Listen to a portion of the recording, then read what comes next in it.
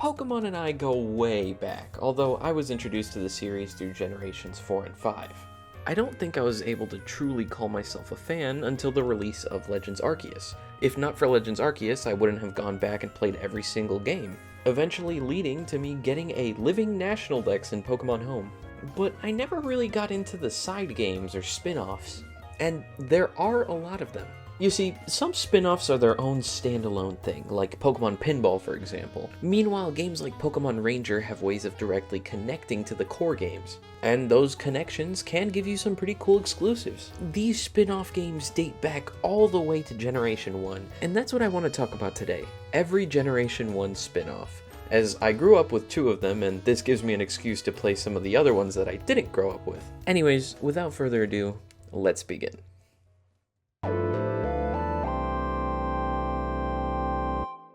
The first Pokemon spin-off to come out was Pokémon Stadium. This was the first spin-off game in the franchise. I remember begging my parents for Diamond and Pearl, but Santa Claus brought me Stadium and Snap instead. But I didn't really care because it was still Pokemon. The game serves as a 3D battle simulator, with challenge cups that have their own specific rules, a gym leader gauntlet, and a bunch of minigames. And I'm pretty sure I played the minigames more than anything.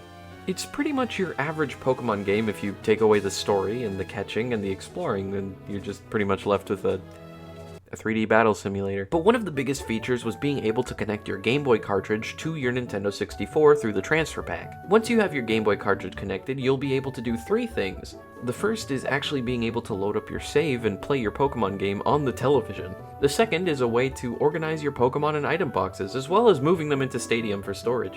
And of course battling.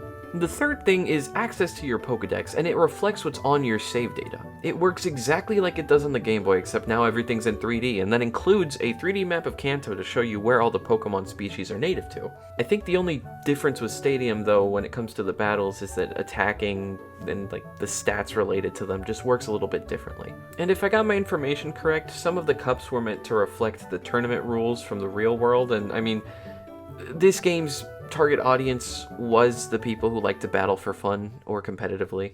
Also, this is the first game to include gift Pokemon. After completing the Gym Leader Gauntlet known as the Gym Leader Castle and defeating your rival, you'll be gifted a random Pokemon as a reward.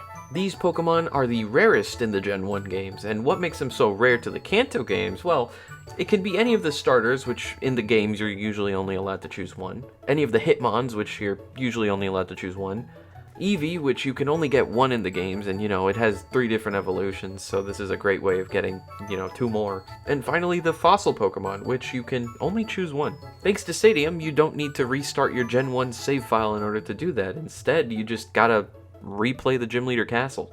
Or at least that's what Cerebi says. The only problem is that Pokemon are gifted randomly, so you'll have to do it over and over again. There's also 2 more gift Pokemon, a Psyduck for registering all 151 Pokemon in the Hall of Fame. This can be done by winning cups and the Gym Leader Castle with every single Pokemon in the game on your team. And the final Pokemon, as well as the hardest Pokemon to obtain, is the Surfing Pikachu. You have to beat the second round of the hardest challenge on the hardest difficulty on the hardest cup, which is the Prime Cup. Basically, you have to do the highest difficulty challenge in the game, which also needs to be unlocked, by the way. You need to start at the Pokeball, then Great Ball, then Ultra Ball, and then finally the Master Ball difficulty. All the info I got on the gift Pokemon are from Cerebi because I never got to experience the game through the connections with the Kanto games. Sadly, I never owned a Game Boy, so I never had the chance of connecting these games. But Kid Me didn't know about that, so it wasn't really a big deal. I didn't mention it earlier, but Stadium is technically the first and last Generation 1 spin-off.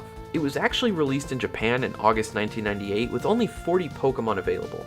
But in the year 2000, the US, Europe, and Australia got an enhanced version of the game with all 151 Pokemon. Japan also got this game, but they called it Stadium 2. Not to be confused with our version of Stadium 2, because in Japan that's called Stadium Gold and Silver. But that's a Generation 2 spin-off, so I'll stop right here. I will say though, as a kid, I liked the minigames a little more than the battling sometimes, because I kinda sucked. And I'd just rage quit and just go straight to the minigames.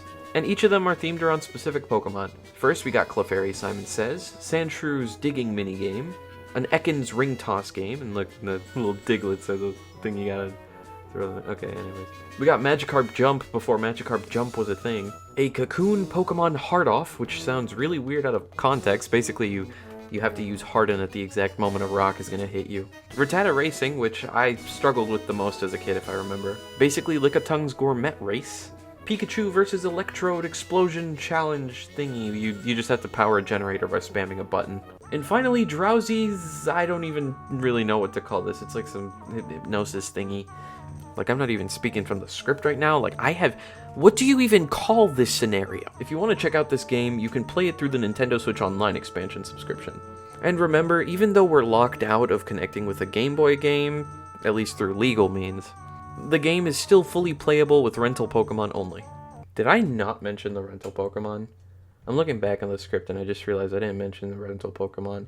Okay, well, I'm just gonna pretend I didn't do that. Okay, basically, the game probably wouldn't have been one of the best-selling games on the Nintendo 64 if it wasn't accessible to non-Game Boy owners. So instead, this game included a rental system with all 151 Pokemon available for every kind of battle. The only downside is you aren't able to access any of the Game Boy functionality, or Pokemon with moves that you gave them in the actual game. But aside from that, the whole game is open to you, and I think you technically can obtain all the gift Pokemon, just they're locked to Stadium hell. Anyways, if you want to check out this game, you can play it through the Nintendo Switch Online subscription. Going back to the Game Boy, we have our first instance of a Pokemon trading card video game. And if you thought Pocket was the first trading card game, you are sorely mistaken. That is actually the 6th. This right here is the original. The game also features the first ever protagonist in the spin-off games, Mark. Why did I say it so loudly? His goal is to beat the 8 club leaders on TCG Island and collect their Master Medals, which is 8, similar to the gym badges in the core games. Collecting the 8 Master Medals allows Mark to challenge the Grand Masters and obtain their legendary cards. But you aren't just collecting their cards, you're also getting the cards of every single person you defeat on the island. And you can continually challenge someone over and over again to obtain the same card pack from them. Of course, the pack is the same, but the cards inside of the packs are always going to be different. Also, of course, you have to have a rival in these types of games. Meet Ronald. He kind of just appears when you visit some of the clubs. Gen 1 had a better rival setup because, you know, he's your next door neighbor, possibly childhood friend, and he's just an asshole through and through. Ronald is just like, there. Also, the game immediately ends after you get the legendary cards, so if you were hoping for a story or world setup like the core games, this spin-off really isn't for you. But if you just want to play TCG, it's perfect. The game pretty much follows standard TCG rules. 1 active Pokemon, up to 5 benched Pokemon, and 6 prize Pokemon. And although the battle menu might be a bit confusing at first, this is honestly a really great way to learn the games if you're new. The one thing I will say though is the coin flip is 100% rigged and predetermined, so as many times as you want to rewind or reload your save, it is always going to be the exact same flip. Just letting you know so you can save yourself the trouble. The cards featured in the games are from the original base set, as well as the Jungle and Fossil expansions. Also, it includes some in-game exclusive cards: Tangela, Marowak, Jigglypuff, the Evolutions, Ninetales, Magnemite, Electrode, Pidgeot, and Ditto. I was losing my breath there. I don't know why I wanted to do that in one take. But the game also contains 2 Phantom cards, Mew and Venusaur, basically cards that can't be obtained through just playing the game. This is where the multiplayer comes in. Of course you can battle and trade with your friends, but there's something called Card Pop. Basically, you and another player connect with each other, and your game's save data interact with each other, and then you obtain a random card from them, the most rarest being Mew and Venusaur. But because of an error in the code, Phantom Venusaur is impossible to obtain, and there's no evidence of the card being obtained outside of cheating. A YouTuber by the name of Delta Seeker actually made a pretty good video explaining why this is, so I highly recommend you check that out. If you want to check out this game, you can play it on the base Nintendo Switch Online subscription. Another spin-off for the Game Boy is Pokémon Pinball. This was one of Nintendo's many themed pinball games. One of the unique things about this one is that straight out of the box you can already tell it's a different kind of game. The cartridge is weirdly shaped, and that's because the cartridge actually has the ability to rumble. So basically all the Nintendo pinball games have a unique twist to them. This game's twist is that there is a red and blue board, and both of them serve to mirror the red and blue versions of the core Pokemon games. And you aren't just playing normal pinball, you're playing pinball until a Pokemon appears on screen, then you have to hit it 4 times with the ball, which is actually a Pokeball, and then you capture it. And to my surprise, this game actually has a Pokedex, and just like the core games, these Pokemon are exclusive to either the red board or the blue board, and also some of these Pokemon can evolve. Also, catching 3 Pokemon unlocks a little bonus game. I've only encountered the Meowth one, but apparently there's a Dugtrio one, I think, and I think a couple more. Don't quote me on that. Again, I've only encountered the Meowth minigame, so I have no right to speak about any of the other ones. Go find out for yourself. It's actually a very fun and addicting game. Also, there's a little Pikachu that'll save your ball sometimes. Don't quote me on it, but I think he'll only save it after this little electrical meter charges up. I'm not entirely sure what triggers him to save it, because other times he just ignores it. So yeah, basically this is just pinball with an objective outside of just getting a high score. All the Nintendo pinball games are kind of like this. They're all just unique. Actually, prior to making this video, I had played Kurffy's Pinball once a couple years ago, and both games were vastly different, but just as fun, because they were both such different experiences. I don't know, only Nintendo has the ability to make pinball feel cool. And as of making this video, my research has found that this game has never been re-released. And I'm honestly quite shocked. I did hear a lot of people like the Game Boy Advance version a lot more, and I hear more talk about the Game Boy Advance version more. I really do hope Nintendo ports over all the old pinball games, because this one's actually making me crave some more. Hey everyone, I just wanted to give a quick thank you for 3,000 subscribers. I don't have an actual announcement for this video, I just really wanted to say thank you. It's been my goal since 2023, and I'm really glad to finally be out of the 2000s. Now I'm in the 3000s club. That's pretty much my subscriber goal for 2025 completed, so now I'm just going to continue on with my other goal, which is making videos about my game library.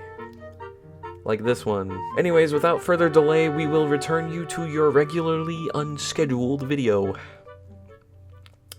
My tongue is dry. So we have a battle simulator, a card simulator, and even pinball. But Hey You Pikachu for the Nintendo 64 is probably the most interesting game out of all the spin-offs from this era, solely because it runs off of your voice. You play as a kid helping Professor Oak test out his new invention, the Poké Helper. It is a portable computer that basically just looks like a yellow Pokédex. But it also acts as a translator that allows the user to communicate with Pokémon, albeit one way, and through their emotions. At the start of the game, you encounter Pikachu and communicate with it. After hanging out with the little guy for about 2 days and showing the professor that his invention was a success, you go home and sleep soundly. You wake up next morning to the sound of Pikachu outside your window, and thus starts the gameplay loop. Basically, wake up, hang out with Pikachu the whole day, do different activities together, visit different areas, and encounter different Pokemon along the way, and then you go to sleep, and then do it all over. And the activities can range from picnics to babysitting to fishing to treasure hunts and even more. No battling, no adventure, just chilling with your buddy Pikachu. And I honestly think that's one of the best parts about this game. It's different. It's one of the first instances that shows the relationship between people and Pokemon that the main games are always talking about. At least in the form of the video games, because the anime was already showing that. The only difference is you're actually experiencing the perspective of this, and honestly, it's really adorable. But there's nothing else to this game aside from it just being a playdate with Pikachu. I wish some of the Pokemon devs could make a game kind of like this with every Pokemon, because you don't know how much I really want a game where I just play around with my little Cyndaquil. I think the closest we ever got to this again was the camp in the Galar games. But all you can do with them is play around with them with a ball or a cat toy and make soup with them. Sorry, no wait, it was curry. Damn. It's been so long since I've played Sword and Shield. But honestly, what you can do in that camp is kind of boring in comparison to just what you can do here with Pikachu. I actually never played this game growing up, and even if I did, I didn't have the microphone I needed to play it. Commercially, it wasn't a success either. I hadn't even heard of this game until I watched the Peanut Butter Gamer video when I was like actually 10 years old. Oh my goodness. I've been watching Peanut Butter Gamer for 12 years. What the hell? Damn, I feel old. And, you know, to this day, this game has never been re-released. Meanwhile, on the opposite side of the spectrum, we have Pokémon Snap. You play as a kid named Todd Snap, who is a Pokemon photographer who likes to take pictures of them in their natural habitat. We don't really know about his personal goals, but based on the intro cutscene, you can deduce that he really wants to take pictures of this elusive Pokemon he encountered one day. And you don't really control Todd in the game, or explore the areas you take pictures in. Instead, you are taking pictures while riding the 01. It acts as a land, air, and water vehicle. It's also fire resistant, although, because Todd is 10 years old, Professor Oak has it set to autopilot. And yes, Professor Oak is also in this game too. Actually, now that I think about it, Professor Oak's been in every single Nintendo 64 Pokemon game. Although I don't think he actually appeared in Stadium, but you do visit his lab. Also, this game has some pacing and progression to it compared to the others, as new things can be unlocked after fulfilling certain conditions in the game. To get the hang of the controls, you first go through the beach. Afterwards, you turn in all the pictures you took to Professor Oak, and then he'll rate them. Afterwards, you go into a tunnel, which as a kid I interpreted as being an electrical plant because it's like, it looks like an old abandoned electrical plant to me, where electrodes are just killing Pokemon left and right. Afterwards, you get your first tool unlocked, the apple. Yep, this is a tool. You can throw them at Pokemon or towards Pokemon to get a reaction out of them. This, along with other items, are what make the levels replayable, as you can actually find some hidden Pokemon or get better pictures of Pokemon thanks to these items. For example, if you throw this apple at the electrode near the end of the tunnel area, you'll actually see him blow up a wall, which actually opens up the next area to us, the volcano. I remember as a kid, I loved the music of this level, and my reaction to finding out that you can unlock secret levels as well as witness some Pokemon evolving before my very eyes was just such a cool thing to me as a kid. You have no idea, like, I don't know how to describe it in words, so like just picture my brain exploding. Also, if you saw earlier there was a weird egg thing in the tunnel level, at this point you don't really know what the egg is, but you'll actually encounter another one here, except this one is actually in the way of the level.